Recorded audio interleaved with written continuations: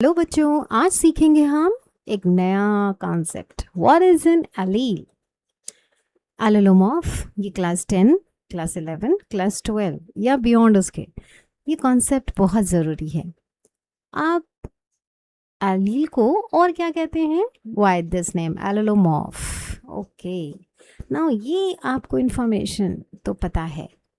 ये क्या है? डबल हेलिकल डीएनए, और इस डीएनए के ऊपर प्रेजेंट हैं genes that you already know. अब एक एग्जांपल यहाँ जो दिया है वो समझ लेते हैं कि यहाँ पर ये जो लोकेशन दी है वो है जीन फॉर प्लांट हाइट। एक केस ले लेते हैं, ये प्लांट का सिचुएशन, और अगर हम अपना ही ले लें डीएनए तो ह्यूमन बीइंग का, तो आप यहाँ पे अंदाज़ा लगा सकते हो कि इस सेगमेंट में कोई और इन्फॉर्मेशन बंद होगी। Blood group, let it be, और यहाँ पर कोई और। तो ये जो सीक्वेंस है पूरे डीएनए का, तो अलग अलग इन्फॉर्मेशन अलग अलग सेगमेंट में प्रेजेंट है। तो ये जो इन्फॉर्मेशन है, जो जानकारी हमारे बारे में हमारे डीएनए पे प्रेजेंट है, उसको कहते हैं जीन। सो जीन क्या है? It is a specific DNA that codes for a particular characteristic. हमारे बारे में कोई एक स्पेसिफिक जानकारी दे रहा है। आगे बढ़े, ये हमारा कैरियोटाइप क्रोमोसोम्स का, यानी कि पूरे जितने भी क्रोमोसोम्स हमारे सेल के अंदर है, ह्यूमन सेल के अंदर हैं, कितने हैं भाई? 23 पेयर्स हैं। अब ये जो 23 पेयर्स हैं, उनमें से जो सीक्वेंसिंग लगा रखी है, तो आप क्या देख रहे हो? हाइट वाइज लगा रखी है। हाइट वाइज का मतलब है जो सबसे लंबा है वो सबसे आगे है, और जो सबसे छोटा है वो सबसे लास्ट में है। यानी ये क्रोमोसोम नंबर 1 है, सबसे बड़ा है साइज में, और धीरे धीरे डिक्रीजिंग ऑर्डर आपको दिख रहे हैं, यहाँ तक कि ये लास्ट में अगर हम आते हैं तो ये जो कंडीशन लिया गया वो किस में लिया गया? एक फीमेल के सेल के अंदर दोनों लास्ट वाले जो क्रोमोसोम है, जिसको 23rd पेयर कहा गया है, वो है एलोसोम या सेक्स क्रोमोसोम, और ये दोनों सिमिलर हैं, इनको डिनोट करते हैं XX से। तो अब यूनिकनेस क्या है कि हम जब लाइन में खड़े होते हैं असेंबली में, तो हमें सबसे छोटा बच्चा सबसे आगे होता है और सबसे लंबा बच्चा सबसे लास्ट में। यहाँ क्या है? सबसे लंबा बच्चा सबसे पहला रोल नंबर पा रहा है, और उसके बाद सीक्वेंसिंग डिक्रीज करती चली जा रही है। तो अब ये जो 23 पेयर हैं, तो इनमें क्या खास है? हमें तो एक जैसे लग रहे हैं। नहीं भाई, एक जैसे नहीं है, ध्यान दीजिए। ये जो 23 पेयर्स हैं आपके सामने, इनमें से एक हमने ब्लू कलर से लिया है और एक पिंक कलर से। तो ये सारे सेट दिख रहे हैं आपको। तो यानी कहने का मतलब, क्रोमोसोम नंबर 1 की अगर हम बात करें, तो एक क्रोमोसोम फादर से हो और एक मदर से। तो यहाँ पे आप देख लो, दिया है कि पैटर्नल या फादर क्रोमोसोम्स को ब्लू कलर से डिनोट किया है, जबकि मैटर्नल वाला पिंक से। तो हमको जो भी क्रोमोसोम्स मिलते हैं, तो उनमें से एक सेट, यानी पेयर जो बोलते हैं, उनमें एक सेट पैटर्नल क्रोमोसोम जो हम फादर से रिसीव करते हैं, और एक सेट पूरा का पूरा मदर से रिसीव करते हैं। और इम्पॉर्टेंट क्या है कि क्रोमोसोम जो सेम रोल नंबर वाले होते हैं, यानी एक पापा का और एक मम्मी का जो रोल नंबर 2 पे है, इन सेट को हम कहेंगे होमोलोगस क्रोमोसोम। तो यानी कि 2 का होमोलोगस क्रोमोसोम दिया है, 3 का होमोलोगस क्रोमोसोम दिया है, तो ऐसे करके हर एक पेयर होमोलोगस कहलाएगा। क्यों होमोलोगस है? क्योंकि इंफॉर्मेशन दोनों में सेम सेम है। ठीक है, आगे बढ़े। अब ये जस्ट में आपके लिए इंफॉर्मेशन है। जस्ट में क्या इंफॉर्मेशन है? सबसे पहले just recollection that we already know. पहला, हमारे ह्यूमन सोमैटिक सेल, सोमैटिक मतलब जिससे हमारी बॉडी बिल्डअप हुई है, बनी हुई है, that contains 46 chromosome and they are arranged as 23 pairs, out of which 1 to 20 they are called as autosome. और ये सेम टू सेम है, मेल्स एंड फीमेल्स में इनमें कोई अंतर नहीं है, एग्जैक्टली सेम है, सारी इंफॉर्मेशन सेम है। ठीक है, इंफॉर्मेशन के टाइप अलग हो सकते हैं। तो अब जो 23rd पेयर है, जिसका रोल नंबर 23 है, उसको कहते हैं सेक्स क्रोमोसोम या कहते हैं एलोसोम। और इस एलोसोम में ही सारी कहानी है कि वो इंडिविजुअल मेल होगा या फीमेल। अगर वो 23rd पर दोनों क्रोमोसोम सेम दिख रहे हैं, यानी शेप, तो उसको हम कहेंगे फीमेल इंडिविजुअल होगा ये, और उस क्रोमोसोम को हम डिनोट करते हैं एज XX। जबकि कोई दूसरा सेल जिसमें वो जो 23rd है ना, वो दोनों डिसिमिलर लग रहे हैं, तो वो इंडिविजुअल कहलाएगा मेल। और एक क्रोमोसोम में हम डिनोट कर देते P arm and short arm को और क्यू लॉन्ग आर्म को। तो ये पूरा डेजिग्नेशन हो गया हमारे क्रोमोसोम के बारे में। Okay done. बट अगर हमें ब्रीफली समझना हो ये सब कहानी कैसे, कहाँ न्यूक्लियस और कहाँ हमारा क्रोमोसोम, तो कोरिलेशन क्या है? तो क्रोमोसोम हमारा कुछ ऐसा नज़र आता है, एक 3D इफेक्ट में आप देख सकते हो। यहाँ पर ये कलर दिया है पर्पल, यानी वन सेट क्रोमोसोम में ये होमोलोगस पेयर क्यों कहा गया? क्योंकि ये सेम रोल नंबर के होंगे। अगर यहाँ 2 लिखें तो ये भी 2 रोल नंबर वाला क्रोमोसोम है सीक्वेंस वाइज। और यहाँ पर अलील कहाँ लोकेटेड है, तो उसको समझने से पहले इस कहानी के कि सारा कुछ सेल के अंदर, सारा कुछ न्यूक्लियस के अंदर, और न्यूक्लियस के अंदर है हमारा डीएनए इसके अंदर। तो राजा कहाँ रह रहा है? महल में, और महल का नाम न्यूक्लियस। तो डीएनए हमारा न्यूक्लियस के अंदर है और उसी के लिए सारा तामझाम हम सीख रहे हैं। ये सीक्वेंशियल अरेंजमेंट है जो आपको बिल्कुल क्लियर कर देगा। तो हमारा ये सेल के अंदर न्यूक्लियस, यानी this is a cell and purple colour का ये हमारा न्यूक्लियस है, और इस न्यूक्लियस के अंदर रहते हैं ये भाई साहब जिनका नाम है क्रोमोसोम। तो क्या ये पूरे टाइम ऐसे ही रहेंगे? नहीं भाई, ये तब फॉर्म लेंगे, ये राजा का फॉर्म समझ लो, जब ये तैयार कब होगा? जब इसको सेल डिवाइड करना है, जब कोई काम करना है ना राजा को, तब ये तैयार होता है। और जब ये तैयार होता है तो हम इसको कहेंगे क्रोमोसोम, ये कंडेंस्ड फॉर्म में।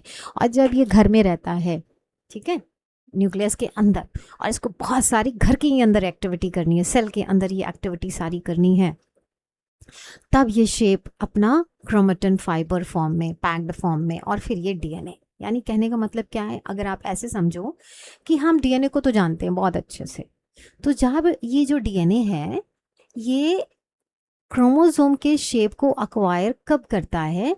जब ये रिवर्स ऑर्डर में, यानी कि डीएनए हेलिक्स पहले तो न्यूक्लियोसोम फॉर्म में आएगा जिसमें ये ब्लू कलर का डीएनए स्ट्रैंड दिया, ठीक है, this is blue colour is DNA strand. ये डीएनए स्ट्रैंड अपने आप को एक प्रोटीन होती है जिसको कहते हैं हिस्टोन प्रोटीन। तो ये जो पर्पल कलर के स्ट्रक्चर दिख रहे हैं ये है हिस्टोन प्रोटीन, और इस हिस्टोन प्रोटीन के ऊपर डीएनए अपने आप को वाउंड किया हुआ है।